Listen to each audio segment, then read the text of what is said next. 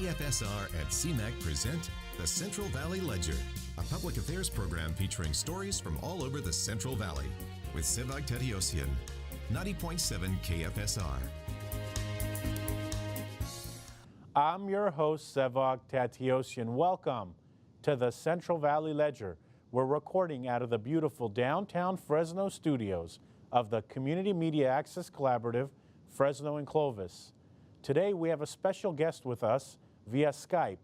He's in the city of Las Vegas on the ground, about to tell us how the city is after the tragic incident that occurred. Our guest is Danny Tarkanian. Danny, welcome to the program. Well, thank you for having me on. I appreciate it. Danny, before we talk a little bit about the tragic events that recently occurred, tell us a little bit about yourself. About myself, my background? Yes, sir. Well, I've lived in Las Vegas since 1972, except for those 7 great years in Fresno, where I met my beautiful wife from Clovis, and moved back to Las Vegas in 2002. I've been doing real estate work here and run a sports facility, and I have 4 great kids with my wife, Amy. Her maiden name was Hanson. First graduating class at Buchanan High School. And we have an oldest daughter, 14, named Lois, 2 twins, Ava and Ashley, that are 12, and my younger son, Jerry, who's 7. And running for the United States Senate right now. So a lot of exciting times going on. Well, first of all, good luck on that run. And second of all, some people may not realize that your wife is actually from Clovis. There are people watching this and listening from Clovis now. Yeah. Well, she's the best thing that happened to me in Fresno, and there's a lot of good things from that great community. We go back there, still visit her family, her grandparents, and everything. We have a lot of good ties to the Central Valley. The Central Valley was great to my father, great to me, and we have some great fond memories of our time there. Danny, we can't go through the interview without asking you about your dad. He had a major presence in the Fresno area. Can you tell us about your dad? Yeah, you know, my dad was a great basketball coach, but if people that knew him, particularly the people in Fresno, would attest to what a great person he was. The way he related with people always gave him time and attention and made him feel special. His most enjoyable time was going to one of the local restaurants and bars, the Bulldog Brewery, the Elbow Room, Manhattan. Those were his 3 favorite spots, and he'd stay there at night drinking wine and talking to different fans about Fresno State sports and everything, and he just loved that. And I think the people in Fresno really enjoyed having someone like that with them there. So, Danny, you were in Vegas when this tragedy occurred. Where were you when you first heard something was going on? In bed. I was sleeping. Look, I got 4 young kids. I don't stay up past 10 o'clock at night when this tragedy happened. It's a good thing because my wife and I both love country music. We might have been at the event if that wasn't the case. But I was supposed to be on the Morning Joe's MSNBC show talking about my Senate campaign at 3:45 a.m. West Coast time. So I went to bed early. Then my wife woke me up before I was getting ready for that show, and she told me what had happened and how everything changed that day. How scary is that for you, someone who lives in Vegas, to think that you might have been at that show where this happened? It's hard to put yourself in that position because we weren't there, but you look at the pictures and you don't appreciate till you see it. I saw just before we got on this show a picture of all the fans and how crowded they were together in that one spot before the shooting started. And it's just amazing the shooter didn't hit more people. I mean, he was shooting rounds of 400 to 800 bullets every minute. And that place was packed. There wasn't space between anybody.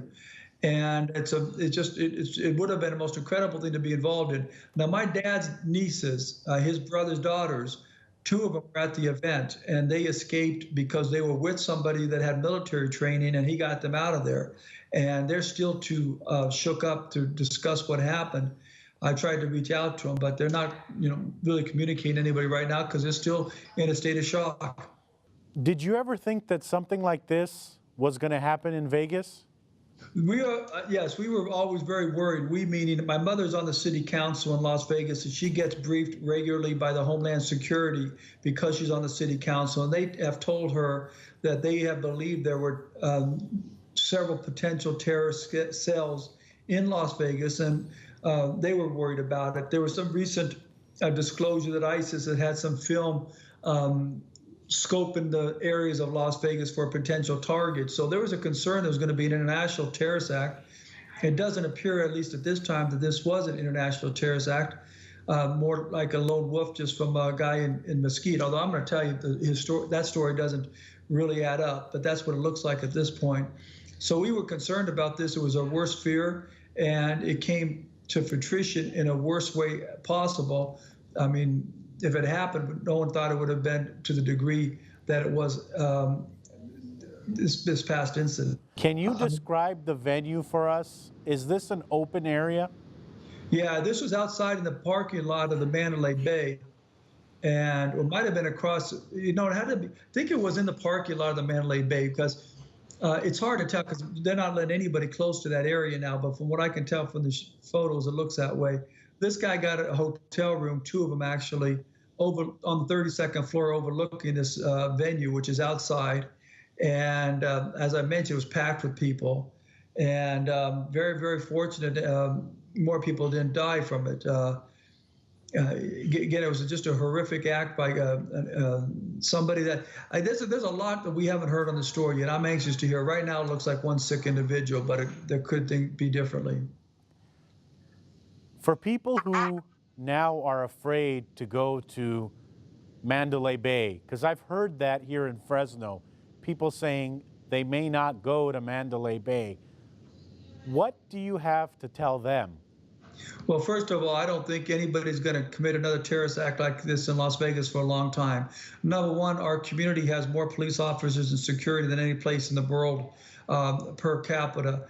We have so much security because of the different events and the casinos and the money that goes through there. This has been a very, very safe place for a long period of time.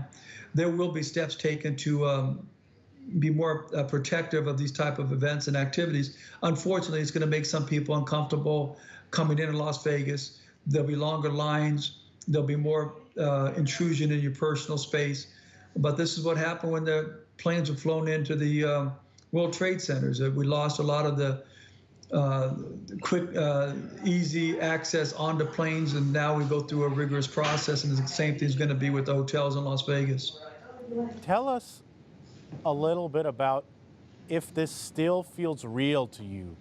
I'm watching video and photos, and it still doesn't feel like this could happen or has happened in Vegas, which I've been to many times in that same area. Well, again, not being there, it's hard to imagine what it was actually like there. I tell you what's touching to me is, and they've had these stories in the local paper, and I even think I think it was the New York Times, the Washington Post had them, stories of the people that had passed away that were killed at this act. Some of the heroic actions by so many people. You start reading those stories, and one, it's going to bring you into tears. Two, it'll bring it much more closer to real life. When you see what happened to people and what they lost, their lives and what they were, it's just such a sad, sad moment. As a father, how close are you hugging your children? As a husband, how close are you hugging your wife tonight? Well, this shooter rented out a hotel room overseeing what they call Life is Beautiful, a concert that's for younger people. And my daughter begged to go there. And I guess he didn't have as good a line of sight, so he didn't do his actions there, his killings there. So he waited and did it at this other venue. At least that's what they're telling us. So you just start thinking how fortunate you are that you, your family, your loved ones weren't there. So describe the scene around Mandalay Bay. You have a unique perspective in that you actually live there. What's the scene like right now around Mandalay Bay? Actually, I got a better perspective because my honeymoon was there. Wow. My wife and I stayed there for our honeymoon. Very special place for us. Look, you can't get in and out of the hotel right now, at least not on Las Vegas Boulevard. As I mentioned, maybe on Frank Sinatra Drive, the roads behind you, but it's pretty vacant right now. It's going to take a long time for that place to recover. And as you mentioned, a lot of people are going to be scared to stay there again. But I'll tell you what I like to talk about, and I don't know if this is going to be one of your questions, but there's a lot of stories of heroic actions taken by people. My wife's favorite is of a guy that he saw that there were a lot of wounded people and there was no ambulances there yet. So he hot rodded or hijacked, whatever you want to call it, a truck. Wow. He stole the truck, got they said 7 injured people into his car, and he took them to the hospital and probably saved all their lives. I'm sure there are a lot of stories of heroes that come out of a tragic situation like this. Danny, do you think that this is going to impact Vegas for a long time? Well, I certainly think it's going to have a significant impact in the short term. How long it lasts, I don't know. People are going to be nervous about coming here, and I just don't think that they can pull off another act like this in Las Vegas for quite a while, that there's going to be too much scrutiny and security to allow this to happen. I think right now is probably the safest time to come to Las Vegas. But I think there will be an impact, just like there was in 9/11 with fewer people flying at that time. You have friends all over Fresno, Clovis, Las Vegas, all over the nation. How busy was your phone when this occurred? I bet you were receiving text messages. Yeah, I've had a lot of people text me. The Zinkin family, I'm very close with them. Nick Zinkin texted me to see how we were doing. Fritz Lawrence, a couple people that were very, very close to my family. We were never in danger. And people that know me probably knew that I was in bed by that time too. So I don't think that was concerned. You know, I got a really nice text from Larry Johnson, the great player from that played for my dad, who now lives in New York. He texted to see how our family was doing. I thought that was nice. A lot of support here, you know, again, but the people that live here in this community, they're really rallied around each other and made this a really, really moment to be proud of our response. Not only from the, you know, imagine this, this guy was shooting 400, 800 bullets a minute. 400 or so bullets a minute? It was between 400, 800 bullets a minute was the gun that he had. There could have been so much more damage. Oh yeah, because of this. Yeah, absolutely. He had 10 rifles, and they were all many of them were programmed to go from a semi-automatic shot to an automatic shot, which allowed him to shoot 400, 800 a minute. It could have been much worse. But as I mentioned, within, I think they said 18 minutes from when he started, a security guard went up there, got his attention. He actually shot the security guard in the leg, but I don't think he shot anymore after that. And then the police got up there, and he killed himself within an hour from the event. But my understanding is he was only able to shoot for 11 minutes. Now, that's pretty remarkable when you think that this was in the middle of the night. It's hard to see which room the bullets were coming out of. You know, what's really interesting is the police identified the room he was in because a smoke detector went off because he was shooting so many bullets so fast. The smoke came out of the guns and caused the smoke detector to come out. That's how they identified the room, which is pretty remarkable too. Tell us a little bit about your thoughts. How do we prevent something like this from happening, or can we even prevent something like this from happening? Well, you certainly, it's extremely difficult, and you certainly can't if the person acts alone. Now, listen, I have serious doubts that this guy was acting. And I don't know how he could have got him in there by himself. I don't know how people didn't see where he had maids come in and out of the room, how he could have hit all that stuff. He had to plan many months in advance to get that room, to know the line of sight, to plan this out. But anyways, if you do it and you're not doing it with anybody else, it's hard to discover it. Most of these terrorist acts that you see that are prevented are because of multiple people involved, and somebody ends up having a weak link and they get caught. I don't know how you prevent it if it's just one crazy guy like it appears at this point to be with this guy. So you think that there's more parties or more people involved because of the fact that he simply got all that stuff out there, and that's something that I've heard from others. Listen, I don't know if there is or not. I think there's a serious question and concerns to be asked about that. But again, the guy got 27 guns and rifles into this room. Now, I know he was there 3 days and he can go in and out of it. Someone on social media talked about showed the type of bullets that he had and how many bullets he had in there and how it would have took so many trips and a very strong individual to bring these things in and out of the room, even within 3 days. This is a 60-some-year-old man. I'm certainly sure he wasn't a bodybuilder. Somehow he got all these in there without anybody detecting it from happening at the hotel with all the security cameras in the hotel. Then there's a lot of other questions that are asked. First of all, how does he get that room at the prime time of the event? And how long in advance did it take him to get that room? He used his girlfriend's player's card. My understanding is not only to get into that room, but also to use it when he played, gambled over the weekend. But she was gone in the Philippines. How does that happen, that somebody's allowed to use a female's player's card as a male and she's not even there? I mean, there's just a lot of questions that I don't know.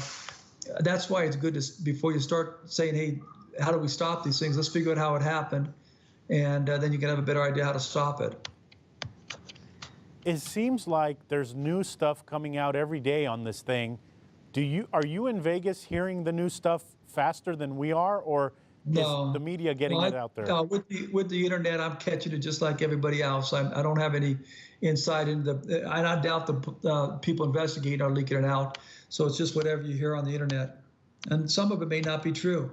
There was a story of a lady that supposedly was warning people, you're all going to die tonight, you're all going to die tonight. And I heard that was 3 or 4 people attested to this, but I haven't heard that recently. And you'd think that would have been a big story and the police would have found who this lady was and questioned her right away. But I haven't heard any more about that, so who knows if that's true. Like so much on the internet, you have no idea what's true or not. Do you think are the casino owners and the people in the community coming together because of this? We've seen in tragedy that people come together from across the aisle. Hey, there's nothing, I've never seen anything like a community that's come together like this. First of all, as I mentioned, there were people from Las Vegas and maybe some tourists that did heroic actions just to get people to the hospital. Don't forget the police officers and the firemen that came out there and not only got to the gun shooter soon enough to stop much more damage. You can't give blood if you wanted to right now. There's a waiting line of over 8 hours to give blood. There've been vigils all over the city praying for the victims and so forth. This community has done an incredible job coming together. I bet you the hospitals there are very busy right now. They were very busy when it happened. I'm not sure where they're at now. But again, you take them, there's so many different hospitals they were going to, and the people were being treated for serious injuries. And listen, our community, I'm very, very proud of what our community did. It makes you proud to be a Las Vegan, and just to see everything people are doing to help each other has been amazing. They have a GoFundMe page.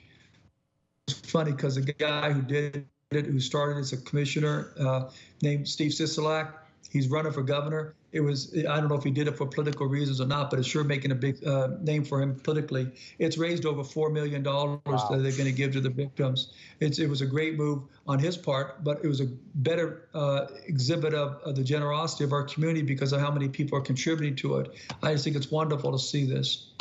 Danny, now let's switch gears a little bit. We really appreciate that you're there talking to us, telling us what's happening on the ground, because, you being there, you see things that the media can't show or that we don't see on the internet or 5-minute news breaks. Let's shift gears a little bit. I always remember your dad after games would go to Elbow Room and some of the other restaurants, and they would give him a standing ovation.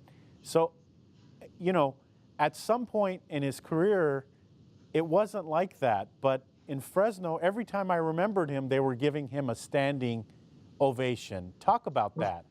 Well, the Fresno community was great to him from the time he got there, and that's when he got those standing ovations. But look, they did everything they can to dirty my father up, and the program, the Fresno Bee, and all these other people that are making up these fake stories that they never materialized, from the sports, the point shave into the samurai sword and all these stupid things. But you know what? The Fresno community, unlike the Las Vegas community, they stayed with him all the way, except for President Welty and that athletic director. I can't think of his name now, that was gone.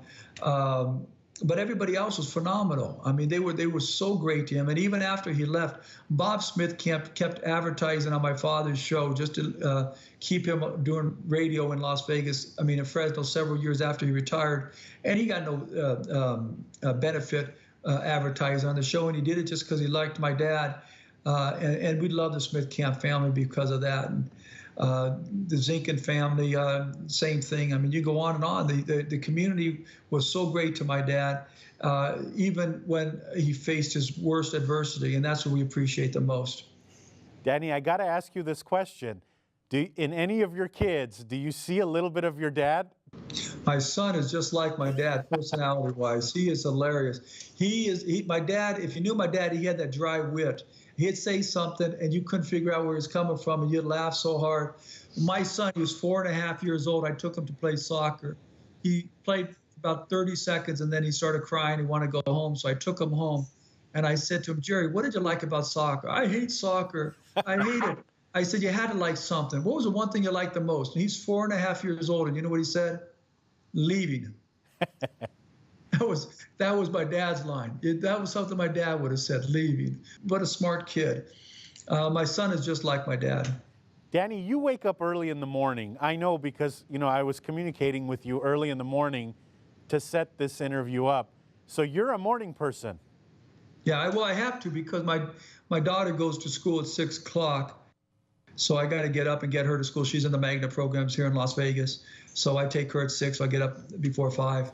And, we're running out of time this week, Danny. Thank you for working with us. As, our audience members didn't see it, but we were having some technical difficulties throughout the recording of this. But we appreciate you hanging in there. We appreciate you working with us. Danny, I got to ask you this question about your dad. He seemed like he wanted to give people a second and third chance, or did he always see the good in people?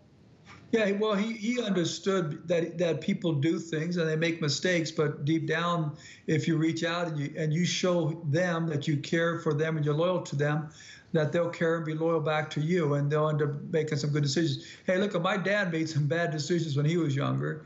If he hadn't met my mother, he'd probably still be in college trying to graduate. So he understood that with his players, and it just carried over. He had a great understanding of people, much better than I or most people I know.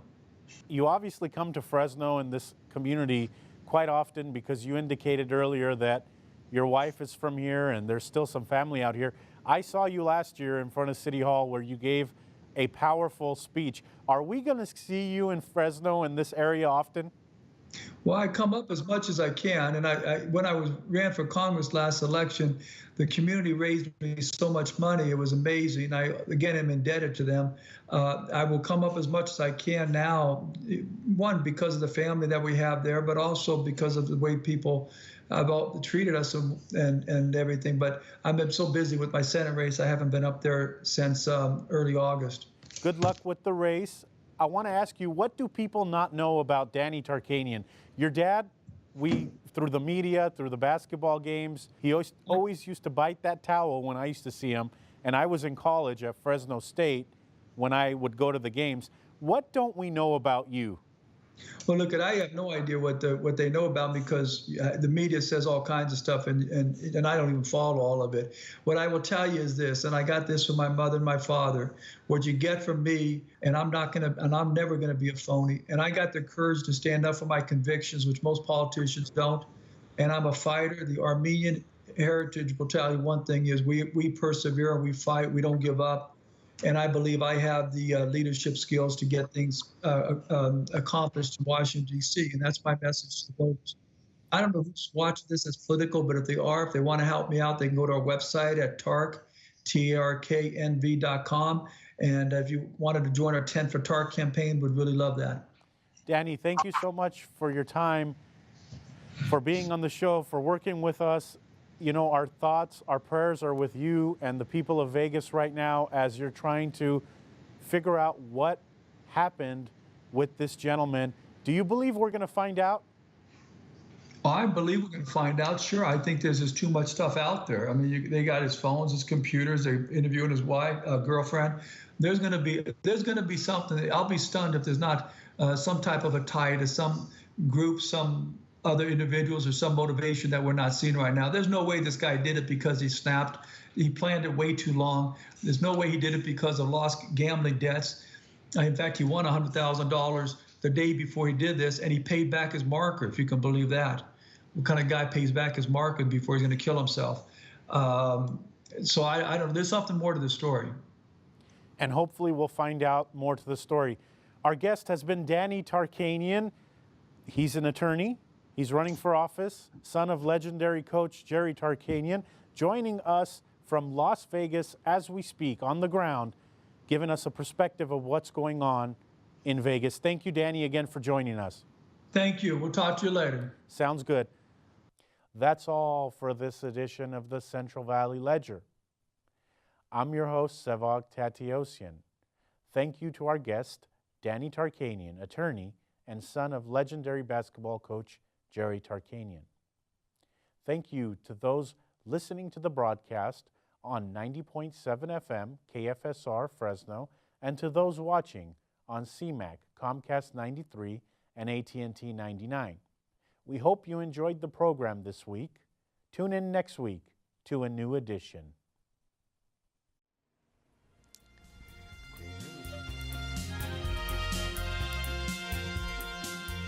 KFSR and CMAC present the Central Valley Ledger every Sunday morning at 11:30. For a complete program schedule, visit kfsr.org.